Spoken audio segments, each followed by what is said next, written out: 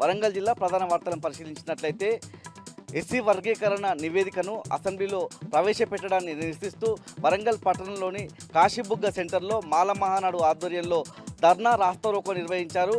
సీఎంకు వ్యతిరేకంగా నినాదాలు చేశారు. రాష్ట్ర ప్రభుత్వ దిష్టిబొమ్మను దగ్ధం చేసేందుకు ప్రయత్నించగా పోలీసులు అడ్డుకున్న పరిస్థితి కనిపిస్తూ ఉంది. ముఖ్యంగా ఏకసభ్య కమిషన్కు సంబంధించినటువంటి చైర్మన్ షమీమ్ అఖ్తర్ ఇచ్చినటువంటి నివేదికను 24 గంటల్లోనే అసెంబ్లీలో ప్రవేశపెట్టడం ఏంటని వాళ్ళంతా కూడా ప్రశ్నించిన పరిస్థితి కనిపిస్తూ ఉంది. ముఖ్యంగా ఆ నివేదికలో ఏముందని చర్చించకుండానే మాల మహానాడుతో కావచ్చు ఇతర సంఘాలతో మాట్లాడకుండానే చర్చించకుండానే ఎలా నివేదికను అసెంబ్లీలో ప్రవేశపెడతారని చెప్పి మాల మహానాడుకు సంబంధించినటువంటి నాయకులు ప్రశ్నించారు.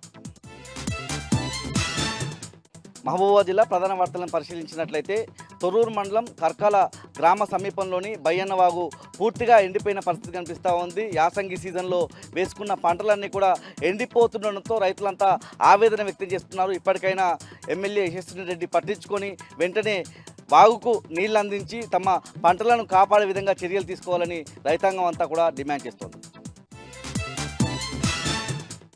ములుగు జిల్లా ప్రధాన వార్తలను పరిశీలించినట్లయితే మేడారం సమ్మక్క సారలమ్మ మినీ జాతర ఈ నెల 12వ తేదీ నుంచి 15వ తేదీ వరకు జరగనుంది. ఈ క్రమంలోనే ఇవాళ గుడి మెలిగే ద్వారా అంకురార్పణ జరిగిన పరిస్థితి కనిపిస్తూ ఉంది. సమ్మక్క పూజా సామాగ్రిని గిరిజన ఆడపడుచులు శుద్ధి చేయడము, అదేవిధంగా అమ్మవార్ల గద్దెలను పుట్టమట్టితో అలికి ముగ్గులను అలంకరించిన పరిస్థితి కనిపిస్తూ ఉంది. నేటి నుంచి పౌర్ణమి వరకు పెద్ద సంఖ్యలో భక్తులు సమ్మక్క సారలమ్మ అమ్మవార్లను దర్శించుకోనున్నారు.